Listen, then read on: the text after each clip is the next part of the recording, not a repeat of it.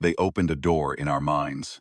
We walked through and didn't come back the way they expected. The compass started spinning on its own before anyone said a word about aliens. Carlos Reyes noticed it first, the way he noticed most things, not with alarm, but with the quiet, tilted attention of a man who had spent 15 years cataloging impossible things and filing them under "not yet explained." He was sitting across from Dr. Mendieta in a cafe 2 blocks from the university, a cortado going cold at his elbow, and the cheap plastic compass he kept clipped to his bag was rotating slowly counterclockwise against every law of physics he had ever memorized.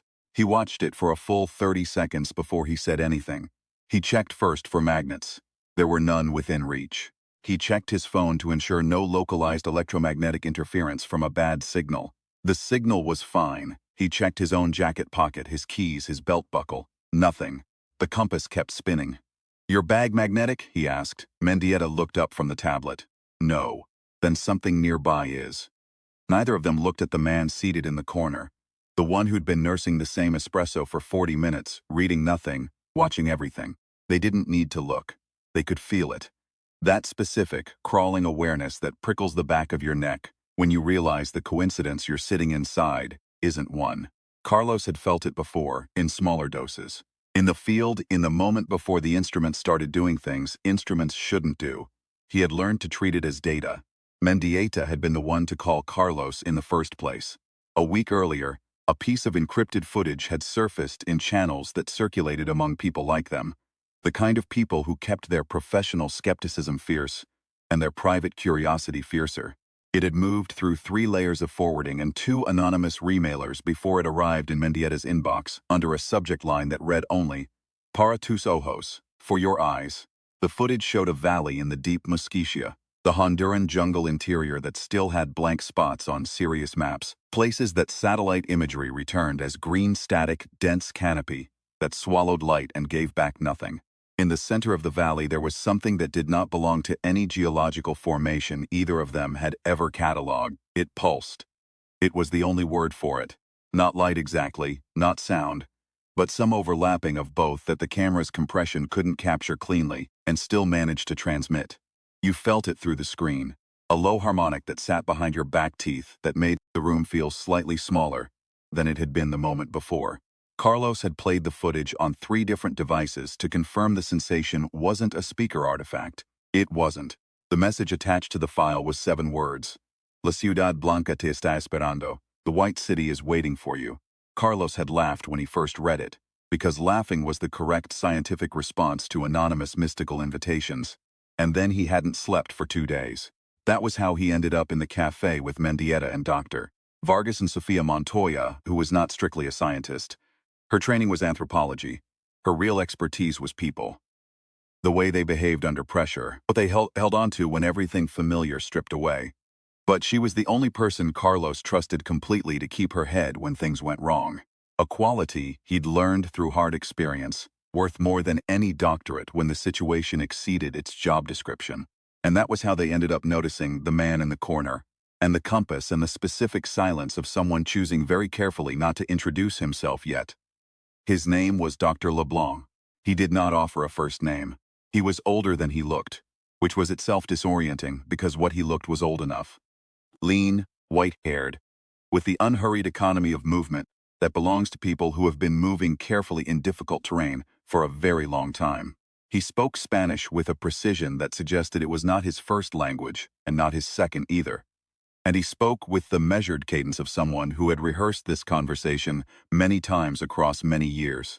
He told them about the Xendra. He told them what it was in broad terms, a threshold, a mechanism of contact, a door built not from metal or stone but from the particular architecture of human consciousness under directed influence. He told them the beings who built it had been observing humanity for longer than the Mayan calendar, which was itself a record of observation that exceeded anything the Western world had thought to credit. He told them the way he sees it was not a metaphor. "You want us to walk into an alien installation in the middle of the jungle," Vargas said, "based on encrypted footage and a compass trick." "The compass trick," LeBlanc said gently, "is for Carlos." Carlos looked at the compass. It had stopped spinning. It was pointing at him. He took it off his bag and set it on the table between them all. After a moment he said, "What do they want?" "To know if you can." "Can what?" LeBlanc smiled. It was the smile of someone answering a different question than the one asked. Come back! The cafe had the ambient noise of a cafe. Cups, conversation at other tables, the machine behind the counter, and for a moment all of it seemed very far away. Carlos looked at the compass. He looked at LeBlanc. He thought about what it meant to have spent 15 years chasing anomalies, filing things under not yet explained, maintaining the position that the correct scientific attitude toward the unknown was not dismissal but patience. He thought about how many nights he had sat in front of data that shouldn't exist and felt, beneath the professional rigor, a specific and poorly admitted longing for the data to be what it looked like. Tell us everything, he said. LeBlanc talked for 3 hours. He talked about the Zendra. The word itself came from an older language, pre-Mayan, a word for threshold that encoded in its syllables the concept of both door and decision. And he talked about the beings that had constructed it. Not constructed in the physical sense, he was careful to clarify. The Zendra was not built the way a building is built. It was more accurate to say it was remembered into existence, structured from a technology so far beyond engineering that engineering was the wrong category entirely. It existed at the intersection of physical space and consciousness, and it required conscious minds in close proximity to remain stable. This was intentional. The beings who created it, he used the word beings carefully, acknowledging its inadequacy, did not consider consciousness and matter to be distinct phenomena. What are they? Mendieta asked. He had his notebook out and was writing without looking at the page, which he did when he was listening hard. Old, LeBlanc said. Old in a way that makes our oldest things, the fossils, the geological strata, the background radiation of the universe itself, look like this morning's news. They came to this part of the galaxy before there was anything in it worth visiting, and they watched things develop until there was. And they've been contacting us, Carlos said. Attempting, LeBlanc said. The Zendra is their method. It creates a space where communication is possible, not language, something deeper than language. But most species, when brought to the threshold, do not survive the contact in any meaningful sense. They die? Sophia asked. They survive physically, LeBlanc said. But the mind, when confronted with something that large, that old, that completely outside any framework it has, typically it retreats. It builds walls. The experience is real, but the mind refuses it, files it as damage, reduces it to symbols it can manage. And then the being is returned, whole in body but hollow of what it experienced. He paused. Like a computer that encounters data too large for its architecture and simply deletes the file. And humans? Carlos asked. LeBlanc looked at him for a long moment. You are the first species in 40,000 years that we have been willing to try again. The silence that followed this statement was the specific silence of people trying to calibrate how seriously to take a sentence. Why us? Vargas asked. Because, LeBlanc said, you are the only species we have ever observed that actively seeks to encounter what it cannot understand. Other species, when they develop sufficient technology, use it to make themselves safe. They build walls. They establish controlled conditions. They are very sensible about the limits of their perception. He paused, and something moved across his face that might have been amusement, or might have been something older than amusement. You point your instruments at the dark and lean toward it. You have been doing this since, before you had instruments. You looked at the sky and felt afraid and then named the stars anyway. Nobody argued with this. They were flown into the Mesquite 3 weeks later. 4 scientists and a pilot who asked no questions and was paid accordingly. The jungle came up around them like a closing fist. Carlos had been in dense forest before, the Darien, the Amazon edges, but this was different. The canopy here had a quality of intention, as if the trees had grown specifically to prevent the sky from being seen. Or not to prevent it, to hold it, to keep it intimate. He had that thought and immediately questioned it, because ascribing intention to forest was not rigorous. Then he thought, rigorous to what standard? For what purpose? There was a point at which refusing to notice what you noticed became its own kind of limitation. Sophia sat across from him in the helicopter, not speaking, her notebook open on her knee but no pen moving, watching the green roll beneath them like a slow green ocean. You look calm, he said. I look like someone who's decided worrying is someone else's job, she said. Whose?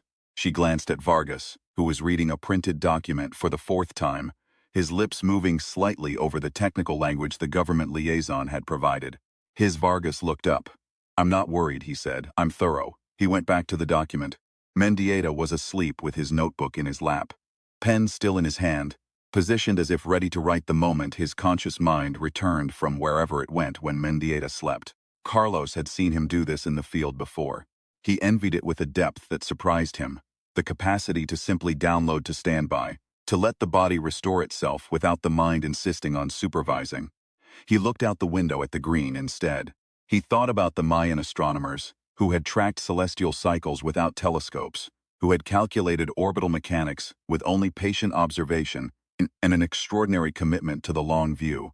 He thought about the cave paintings at Altamira, 35,000 years old, made by people who had no writing, no mathematics as he understood it, nothing but pigment in their hands and the desperate, fundamental human need to record. I was here. This mattered to me. He looked at this, he turned it over. They landed in a clearing that shouldn't have existed. Perfectly round, perfectly level, the kind of space that suggested maintenance even in the absence of anyone to perform it. The vegetation had been beaten back in a circle of maybe 60 meters, and the ground was packed in a way that suggested repeated use, but there were no footprints, no tracks, no evidence of machinery. The pilot stayed with the helicopter. He had been given very specific instructions about staying with the helicopter. He was complying with impressive focus. LeBlanc was waiting for them at the tree line. Carlos had watched LeBlanc board a car for the airport in Tegucigalpa 40 minutes before their own departure, heading for a different flight on a different carrier. The math of his presence here was not possible by any conventional means of transport. Carlos noted this. He filed it. He moved on, because there was a schedule to keep and this was not the largest impossibility currently on his plate. There are people from the government meeting us at the staging area, LeBlanc said, as if this were perfectly natural. Colonel Martinez and his unit have agreed to facilitate. Facilitate what specifically? Vargas said. Entry, LeBlanc said. The Zendra requires a certain preparation of the environment. The military can provide the logistics, the science is ours. And the experience? Sophia asked. Entirely yours, he said. I cannot do it for you. Nobody can. The walk through the jungle took 3 hours. LeBlanc moved through it with the ease of long familiarity, pausing occasionally at landmarks that looked like nothing. A particular configuration of routes that might have been natural, or might have been arranged. A rock with no notable features that nonetheless had the quality of a waypoint. A break in the upper canopy that let in a column of late afternoon light, as specific as a spotlight. Each time he paused, the group's equipment misbehaved. Temperature sensors spiked and returned to baseline. Recording devices produced artifacts on the audio track. Not static, not interference, but something that played back later as a frequency that technicians would spend months trying to classify. Carlos's compass moved to his breast pocket at LeBlanc's gentle suggestion, pressed against his sternum with increasing insistence, as if it were trying to communicate through Morse code with his heartbeat. He thought about his mother, which surprised him. She had died when he was 19, quickly, in the way that heart failure is quick relative to other deaths, which is to say that it takes just long enough to be present for the shock. He thought about her with diminishing frequency as the years stacked up and filled in the space where grief had been with something duller and more manageable. But right now, walking through the green weight of the Mesquite towards something that had no name in any human language, he could hear her voice clearly. She used to hum when she didn't know she was doing it, not a real song. A tuneless, specific sound, breath-shaped into something like music, the way humans make sound to say, I am here, the silence has not taken me yet. He caught himself doing it and stopped, then started again. It helped. Sophia glanced at him but said nothing. Mendieta looked up from his notebook, listened for a moment, looked back down. Vargas pretended not to notice with the particular intensity of a man who was moved by things, and found this professionally inconvenient. The staging area was a cluster of tents and portable equipment manned by soldiers who were trying to look like they weren't frightened, with the mixed results that effort usually produces. Colonel Martinez stood at the center of it, with the stiff, conscientious posture of someone who had been told things he hadn't fully processed yet, and was managing the gap with the administration of protocol and the authority of rank. He shook Carlos's hand for longer than was necessary. His grip was very firm, the grip of a man making sure someone was real. You understand what's going to happen here, Carlos said. It wasn't quite a question. I understand my orders, the colonel said. This was a different thing entirely, and they both knew it. The colonel's eyes went briefly to the jungle behind them, and came back with the quick, trained discipline of a man refusing to let his gaze linger where it made him uncomfortable. Have any of your people experienced anything unusual since arriving? Sophia asked. She had her notebook open already. The colonel considered whether to answer this for almost 4 full seconds, which was an answer of its own. Some of the men report difficulty sleeping, he said finally. Unusual dreams. Equipment malfunctions consistent with localized electromagnetic anomalies. Consistent with that, or unexplained by anything else? She asked. A beat. The second one, he said. That night in the tent, Sophia didn't sleep. Neither did Carlos. They sat outside the tent flap on folding chairs, the jungle making its nighttime sounds around them. Frogs in overlapping choruses, insects in frequencies both audible and felt, the distant movement of something large through brush. And Carlos told her about the compass, about the way it had pressed against his chest all day like a second heartbeat. Does that frighten you? She asked. He thought about it honestly, which was the only way he could think about things when Sophia was asking. I haven't decided yet, he said. There's the fear, and then there's the thing underneath the fear. And I haven't finished looking at the second thing. What does the second thing feel like? He searched for the right word. Recognition, he said. She was quiet for a moment. The frogs continued their argument about the dark. Does it frighten you? He said. She looked at the sky, what could be seen of it through the canopy. A narrow, ragged strip of darkness, in which a few stars burned with the particular brightness of stars that have been looking at jungle for hours without a city to compete with. I keep thinking about what LeBlanc said, about coming back. And I keep thinking about what it implies, that not coming back is a real possibility, and that he mentioned it like it was the most interesting detail, like it was the part of the invitation most worth reading carefully. She paused. Most places you go, the concerning part is getting there. The interesting part here is the return. Carlos turned this over. Maybe it is the interesting part. Sophia looked at him with the specific, slightly exasperated clarity that she had used on him for the entire decade of their professional friendship. You actually want to go in? He didn't answer, which was an answer. You've always wanted this, she said. Every unexplained reading, every anomalous data point, every night in the lab arguing with results that shouldn't exist. You never really wanted to debunk them. You wanted them to be real. You wanted there to be something on the other side of the instruments. Don't you? I want to understand what I find, she said. That's different from wanting a specific answer. She looked back at the stars. But yes, if I'm being completely honest, and this stays between us and the frogs. It stays with the frogs, he said. Then yes, she said. I want it to be real too. Then let's go see, he said. She thought about this for a long time. A nightbird made a sound like a question being asked in a language just outside the range of comprehension. Okay, she finally said. But if something tries to take anything from me that I didn't offer, I'm taking it back. He smiled. Fair's enough. I mean it, Carlos. I'll fight an ancient alien consciousness for my own interior life. I believe you completely, he said, and he did. They were given something in the morning. It wasn't explained clearly. A compound, LeBlanc said, that would allow the mind to navigate the interface without structural damage. He didn't use the word drug. He used words that suggested preparation, calibration, the tuning of an instrument before use. Vargas took his with the expression of a man accepting anesthesia before surgery, resigned, technical, privately terrified but committed to the surgery. Mendieta held his up to the light for a moment, with the focused attention of someone trying optical analysis, and knowing it was inadequate, and then drank it with the specific decisiveness of a man closing a parenthetical. Carlos held his for a long time. He was not afraid of the compound itself. He was doing something else, standing at the edge of a threshold that preceded this one, the smaller one, the personal one. He thought about the Mayan astronomers. He thought about how they had tracked stars they couldn't reach with instruments far more limited than any he had ever used, and how they had gotten the math right anyway, because they were patient and rigorous, and because they understood, at some level below articulation, that the universe did not deceive, it merely exceeded. And exceeding was an invitation, not a barrier. He thought about his mother's hum. He thought, every instrument I have ever used was pointing at something it could not touch. Every reading was the record of a mind reaching toward the edge of what it could hold, and the edge was never the end. The edge was always just where the current map stopped. He drank. The jungle didn't change immediately. They walked for another hour deeper in, past the point where the trail became a suggestion, and then became nothing at all. Navigating by LeBlanc's certainty and the compass's slow, insistent pressure against Carlos's chest, he catalogued the ways his perception was and wasn't shifting. Colors were not brighter, which surprised him. Sounds were not louder. The world did not become the kind of heightened unreality that usually attended altered states. Instead, everything became more itself. The bark on the trees was exactly bark. The mud under his boots was exactly mud. Each sensation landed with a specificity that he realized, with slow and building shock, was simply what full attention felt like.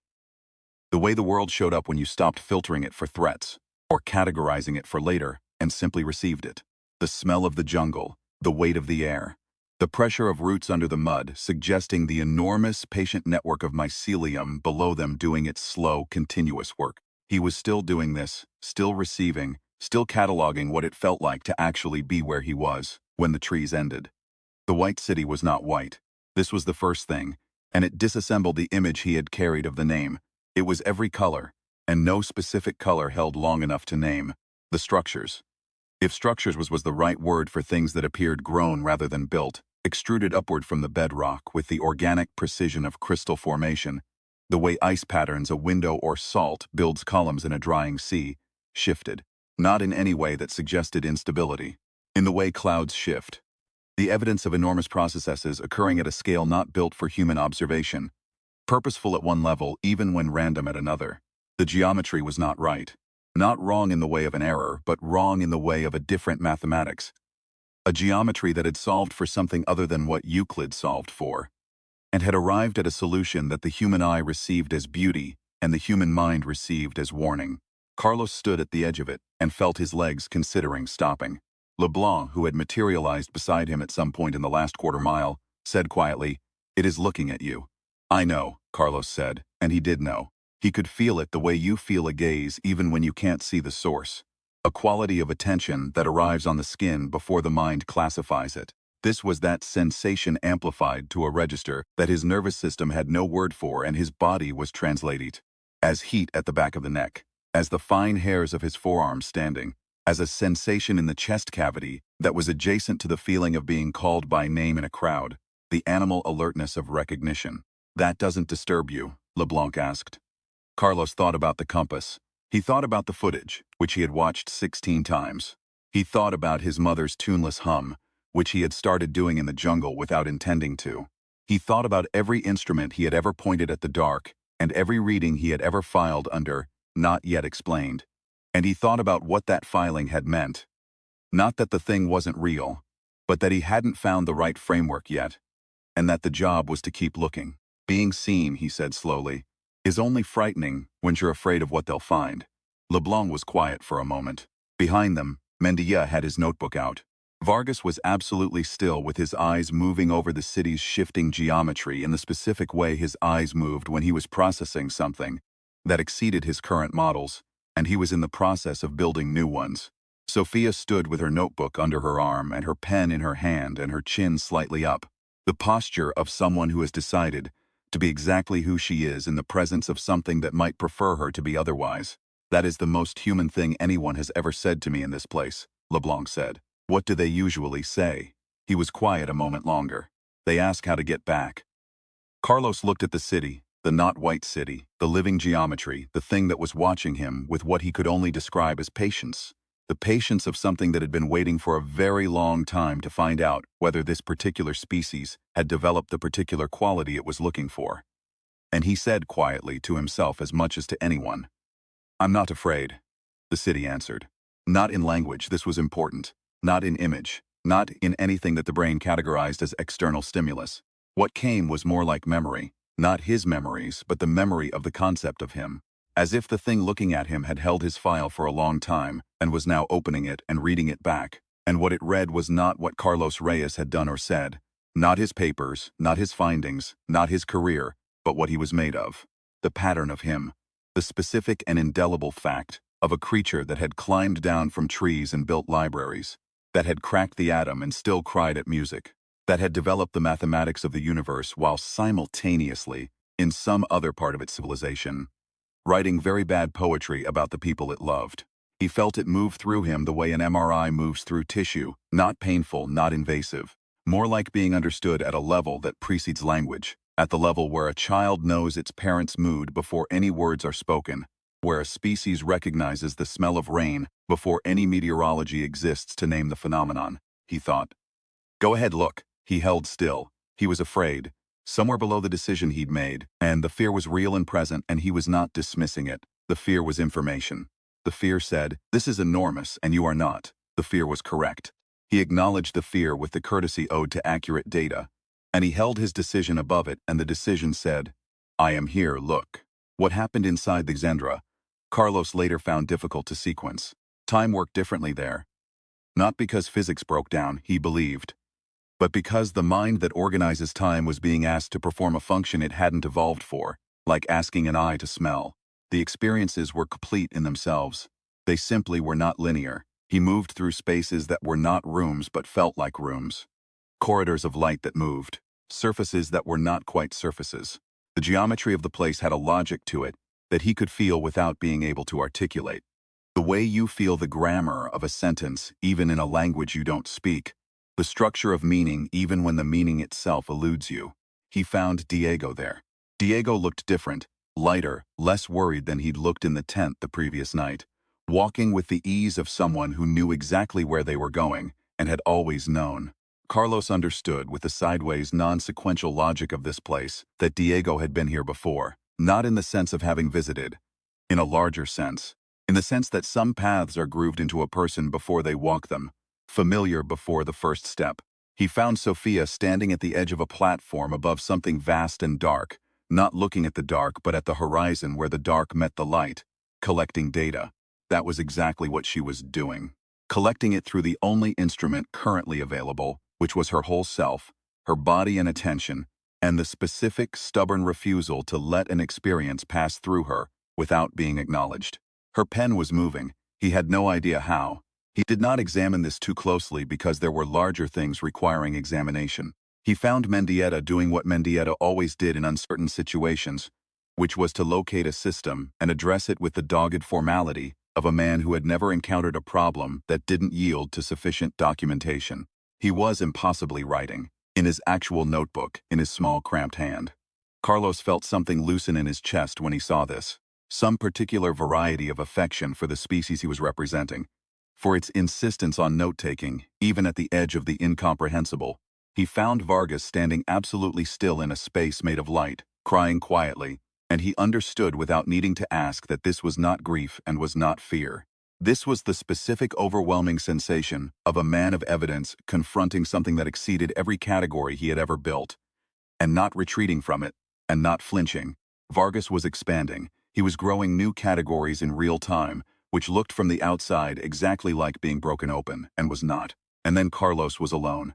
Alone in the way you are alone when the standard definition of alone becomes insufficient. When the loneliness of the human condition, its ordinary manageable weight, is replaced by something that feels like standing in a clearing where you are the only member of your species currently visible, but knowing, with a certainty that did not require words, that you are not the only member. Something approached. He had known it was coming. He had felt it in the city's attention since the moment they arrived. The way you feel a storm coming in the pressure of the air before any cloud appears. What approached him was not what he had imagined. He could not have said what he had imagined, exactly. Something monstrous, perhaps, or something of crushing, indigestible beauty. The two categories available to the mind when it imagines beings powerful enough to build what surrounded him. What approached was neither. It was vast in a way that was not about size. It was patient in a way that was not about waiting. It was so old that old stopped being a meaningful category in its vicinity, the way distance stops meaning anything at cosmological scale. Its attention was the attention of something that had watched species develop from chemistry to consciousness. On 100 worlds across a span of time that would require numbers his mind had the symbols for, but not the intuition. It had seen this before. Every version of this, the frightened species, the retreating species, the species that bargained, the species that tried to record everything it encountered so it could possess it, file it, reduce it to something manageable. And here was Carlos Reyes, afraid, below the decision, very much afraid, holding the decision above the fear with both hands. Not because he wasn't frightened, not because he was braver than the others who had come here across 40,000 years of attempting, but because the fear and the curiosity in him existed in the same proportion as they always had. And curiosity had always had slightly more leverage. And he had, at some point in the 15 years of his professional life, made a quiet and unannounced commitment to following the thing with more leverage wherever it went. The thing that was so old that old didn't apply communicated. Not in a way he could transcribe. In the way music communicates. Not through information but through condition. In a stratum where meaning lives before words arrive to shape it. It communicated, "We have opened this door for many species." Carlos understood this the way you understand something in a dream, completely, without needing the medium of language. He thought, I know. It communicated. Most of them, when they stand here, try to bargain, or they run. Or they reduce what they experience to symbols their minds can manage. And they leave with the symbols, but without the thing the symbols were pointing at. He asked, not in words but in the currency this place recognized, which was intention in its purest form stripped of performance. What do the others do? Not the species that bargain or run. The others, if there are others.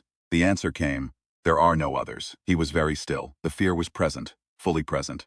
He was not pretending it wasn't there, and he wasn't managing it, and he wasn't performing courage. He was just here, afraid and here, both things, fully, simultaneously. He thought about the compass. He thought about every instrument he had ever used.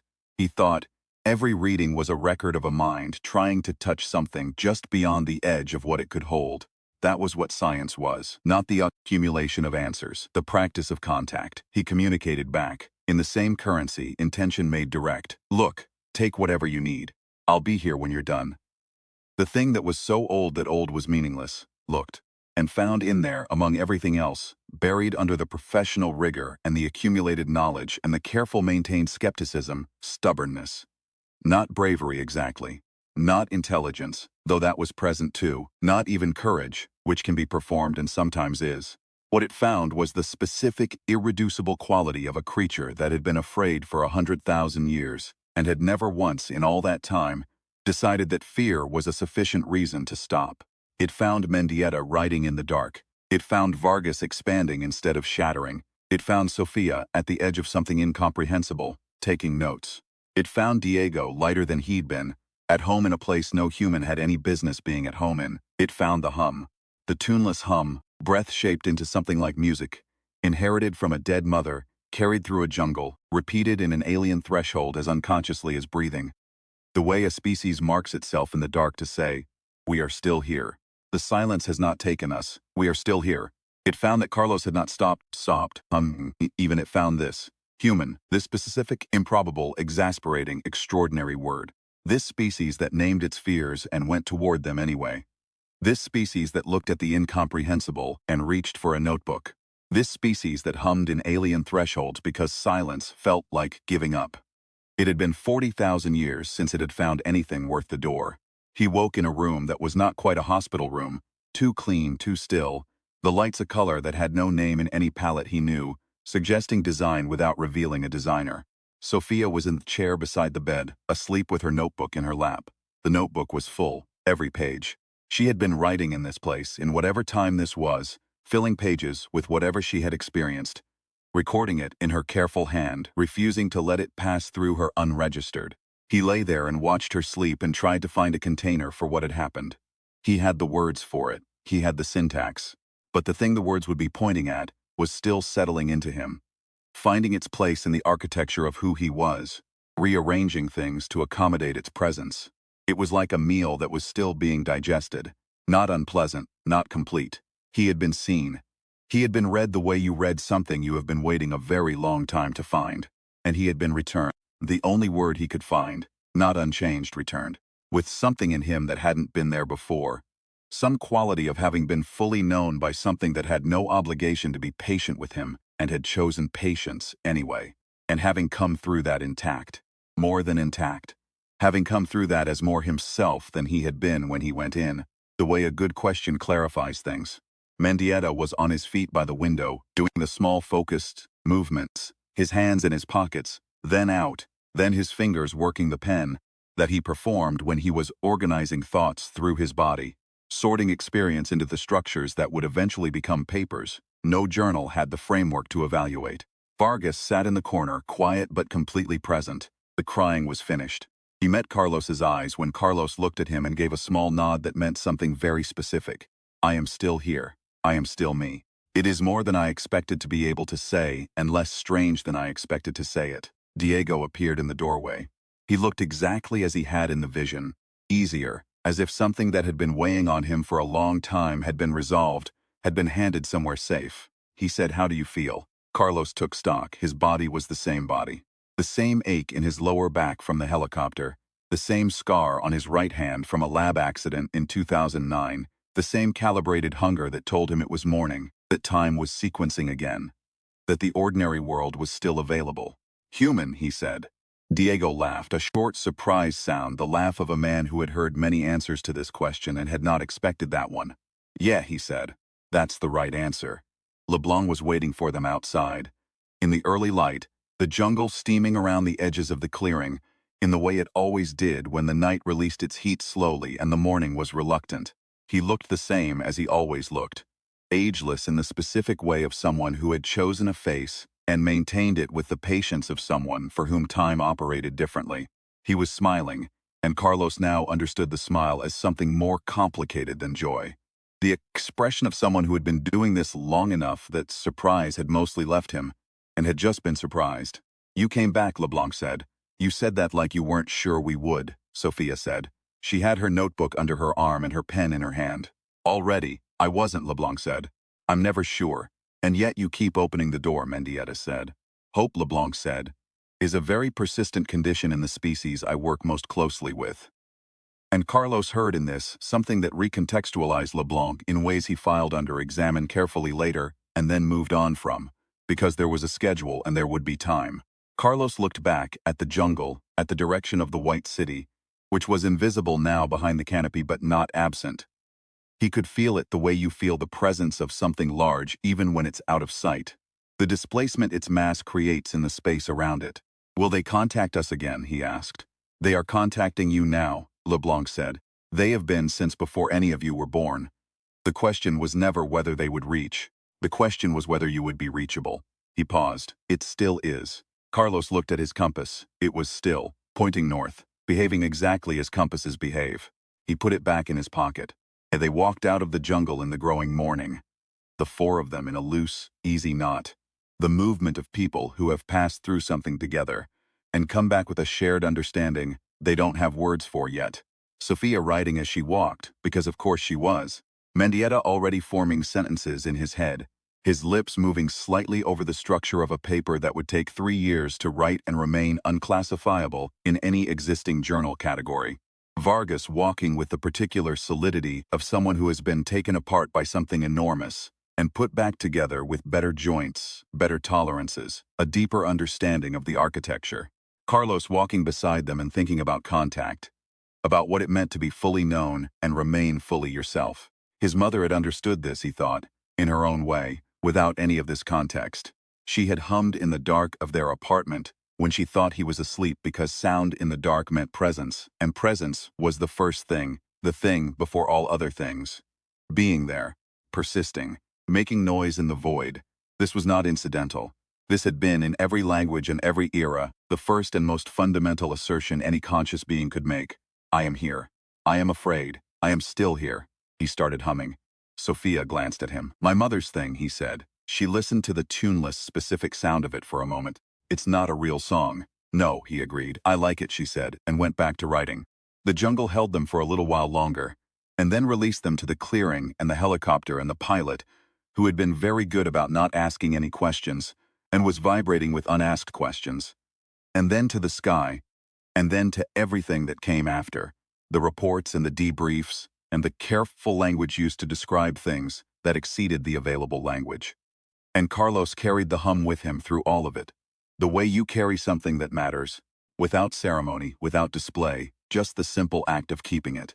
Later, months later, when the reports had been filed, and the experiences catalogued in terms that reached for what terms couldn't hold, when the world had received the news in the fractured, uneven way the world receives things that don't fit its existing categories, there was a recording. Someone had left a device running in the tent while they were gone, an audio recorder that hadn't been switched off. It had captured the hours of their absence, the sound of the jungle at night, the occasional movement of soldiers at the periphery of the staging area. Mostly silence. But at one point in the recording, timestamped to the moment the scientists had been deepest in the Xendra, the moment LeBlanc would later confirm was the moment of primary contact. The recorder had captured something. Not a signal, not a voice, not any frequency generated by any identified source in the area. What it captured was a hum, low and tuneless, breath shaped into something like music, repeating with the casual persistence of something that had no intention of stopping. The spectral analysis took 3 months. The origin was never identified. The frequency matched no known fauna of the region. No instrument, no interference pattern from any equipment at the site. It matched, within the tolerance of the measurement, the approximate frequency range of a human voice performing the specific vocalization of someone who has decided the silence does not get to win. Nobody could explain it. Carlos, when he heard the recording, recognized it immediately. He sat with it for a while in his office, the window showing a gray sky over the city, the ordinary world going about its ordinary business in all the ways the ordinary world does. He listened to it through to the end. Then he set down his coffee, and he picked up his pen, and he went back to work. The door was still open. The question was the same as it had always been. Not whether something out there would reach. Not whether the instruments could point far enough.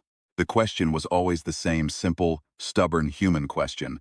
Whether you could stand in the beam of something vast and patient and alien and ancient and remain, completely and without apology, yourself. He thought they were getting better at it. He hummed as he worked. The compass on his desk pointed north. The morning was ordinary. The universe was full of doors, and there were people who, when they found a door in the dark, leaned toward it.